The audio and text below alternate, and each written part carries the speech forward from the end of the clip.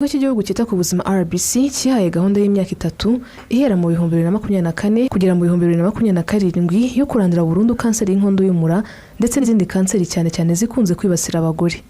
Muri iyi gahunda RBC yahaye gahunda yo gukingira 90% by'abana b'abakobwa bafite imyaka 15 mu gihugu hose, gusuzuma 70% by'abagore bari hagati y'imyaka 39 na 49 ndetse no gutanga ubuvuzi bukenewe ku bafite ubu burwayi bangana na 90%.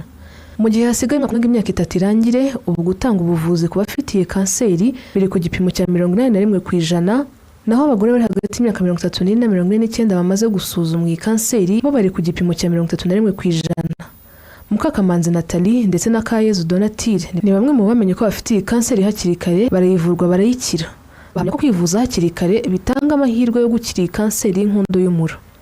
Abo twavanye naho ubu bari ku miti kuko baje bakiririwe. Icyo nabashishikariza ni ukujya wipimisha utahitaye kuvuga ngo ndumva nta kibazo, ndumva ndi muzima, ukajyayo wumva yuko igihe watangiye kumva hari n'ikintu kikurya mu nda wagenda, kuko mu nda harandyaga ubundi hagakira, mu nda hakandya ubundi hagakira. Biza kugeraho rero njya kwa muganga, ariko icyo nashishigariza abamama bajya kwivuza hakiri kare. Bakimara kumbwira ko ndwaye kanseri numvise ngiye muri koma, ngere Masaka muganga waho ampa ibisubizo ambwira ati dore ni kanseri, anyohereza ibutaro. Kubyakira byarananiye, naho abandi babyeyi nuko bagana ku bigo nderabuzima bakipimisha hakiri kare, kuko icyo gihe nanjye iyo ntitabira muri iyo poromosiyo y'isaha mba narapfuye. Umuyobozi w'ishami rishinzwe kurwanya kanseri muri RBC Dr. Theoneste Maniragaba agaragaza ko nubwo hari byinshi byagezweho, hari n'ibindi byinshi bigikenewe mu rwego rwo kurandura iyi kanseri y'inkondo y'umura. No gusuzuma twavuga ko impamvu ya mbere ni ubumenyi bukiri bukeya, cyo twavuga mu cyongereza low level of awareness. Niyo mpamvu ikintu cya mbere dukora ni ubukangurambaga kugira ngo twereke abadamu akamaro ko kwisuzumisha kugira ngo bashobore kuza, kuko abenshi ntabwo bafite amakuru ariko n'ubushobozi, kubera ko ibi ni ibikorwa bidutwara amafaranga menshi y'igihugu bijyanye n'ibyo twavuganye byo gukangura abantu, kubageraho abaganga basuzuma n'ibikoresho bakeneye. Iyi gahunda ntabwo itirandura icyorezo, ahubwo yubaka umusingi kugira ngo dutangire no tugire umurongo mwiza w'abaranduye icyorezo. Ikigo cy'igihugu cyita ku buzima RBC kigaragaza ko muri rusange umubare w'abarwaye kanseri mu Rwanda ukomeza kwiyongera, aho mu mwaka wa 2007 hagaragaye abagera kuri 633, naho mu 2023 haboneka abagera ku 5548. Kanseri zikunze kugaragara mu Rwanda zibasira abagore zirimo iy'ibere ndetse n'iy'inkondo y'umura. Ku bijyanye na kanseri y'inkondo y'umura yo muri 2024 hagaragaye abarwaye iyi kanseri bagera kuri 866 kandi abasaga 600 yarabahitanye. Mu rwego rwo guhangana n'iyi kanseri y'inkondo y'umura yibasira abagore, RBC igaragaza ko 80% by'ibigo nderabuzima byahawe ibikoresho byose bikenewe byo gusuzuma abashobora kuba bayandura. Ni mu gihe kandi iyi gahunda yamaze gukorerwa mu turere 9 tw'igihugu. Ikigo cy'igihugu cyita ku buzima RBC cyahaye gahunda y'imyaka 3 ihera mu 2024 kugera mu 2027 yo kurandura burundu kanseri y'inkondo y'umura ndetse n'izindi kanseri cyane cyane zikunze kwibasira abagore. Muri iyi gahunda RBC yahaye gahunda yo gukingira 90% by'abana b'abakobwa bafite imyaka 15 mu gihugu hose, gusuzuma 70% by'abagore bari hagati y'imyaka 39 na 49 ndetse no gutanga ubuvuzi bukenewe ku bafite ubu burwayi bangana na 90%. Mu gihe hasigaye imyaka 3 irangire, ubu gutanga ubuvuzi ku bafitiye kanseri biri ku gipimo cya 81%, naho abagore bari hagati y'imyaka 34 na 49 bamaze gusuzumwa iyi kanseri bo bari ku gipimo cya 31%. Mukakamanzi Nathalie ndetse na Kayezu Donatille ni bamwe mu bamenye ko bafitiye kanseri hakiri kare barayivurwa barayikira. Bahamya ko kwivuza hakiri kare bitanga amahirwe yo gukira kanseri y'inkondo y'umura. Abo twavanye naho ubu bari ku miti kuko baje bakiririwe. Icyo nabashishikariza ni ukujya wipimisha utahitaye kuvuga ngo ndumva nta kibazo, ndumva ndi muzima, ukajyayo wumva yuko igihe watangiye kumva hari n'ikintu kikurya mu nda wagenda, kuko mu nda harandyaga ubundi hagakira, mu nda hakandya ubundi hagakira. Biza kugeraho rero njya kwa muganga, ariko icyo nashishigariza abamama bajya kwivuza hakiri kare.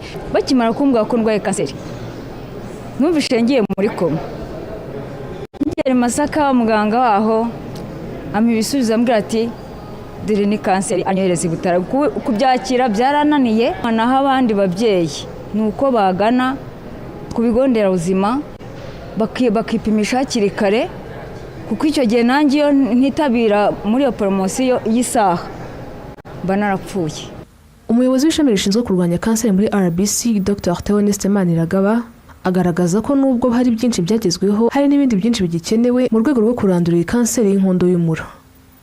No gusuzuma, twavuga ko impamvu ya mbere ni ubumenyi bukiri bukeya, cyo twavuga mu cyongereza low level of awareness.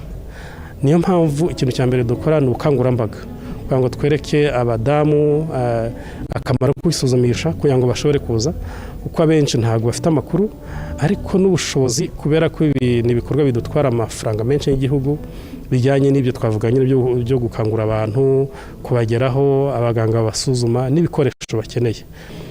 Iyi gahunda ntabwo itirandura icyorezo, ahubwo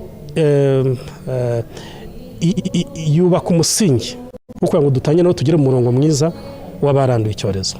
Ikigo cy'igihugu cyita ku buzima RBC kigaragaza ko muri rusange umubare w'abarwaye kanseri mu Rwanda ukomeza kwiyongera, aho mu mwaka wa 2007 hagaragaye abagera kuri 633, naho mu 2023 haboneka abagera ku 5548.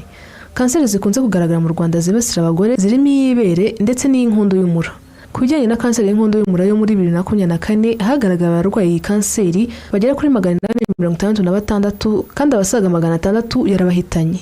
Mu rwego rwo guhangana n'iyi kanseri y'inkondo y'umura yibasira abagore, RBC igaragaza ko 80% by'ibigo nderabuzima byahawe ibikoresho byose bikenewe byo gusuzuma abashobora kuba bayandura.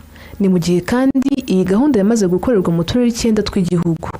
Ikigo cy'igihugu cyita ku buzima RBC cyihaye gahunda y'imyaka 3 ihera mu 2024 kugera mu 2027 yo kurandura burundu kanseri y'inkondo y'umura ndetse n'izindi kanseri cyane cyane zikunze kwibasira abagore.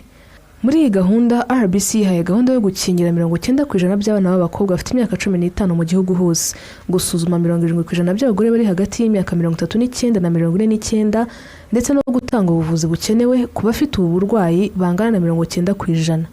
Mu gihe hasigaye imyaka 3 irangire, ubu gutanga ubuvuzi ku bafitiye kanseri biri ku gipimo cya 81%, naho abagore bari hagati y'imyaka 34 na 49 bamaze gusuzumwa iyi kanseri bo bari ku gipimo cya 31%.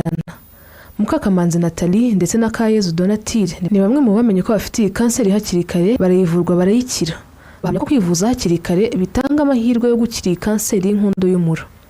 Abo twavanye naho ubu bari ku miti kuko baje bakiririwe. Icyo nabashishikariza ni ukujya wipimisha utahitaye kuvuga ngo ndumva nta kibazo, ndumva ndi muzima, ukajyayo wumva yuko igihe watangiye kumva hari n'ikintu kikurya mu nda wagenda, kuko mu nda harandyaga ubundi hagakira, mu nda hakandya ubundi hagakira.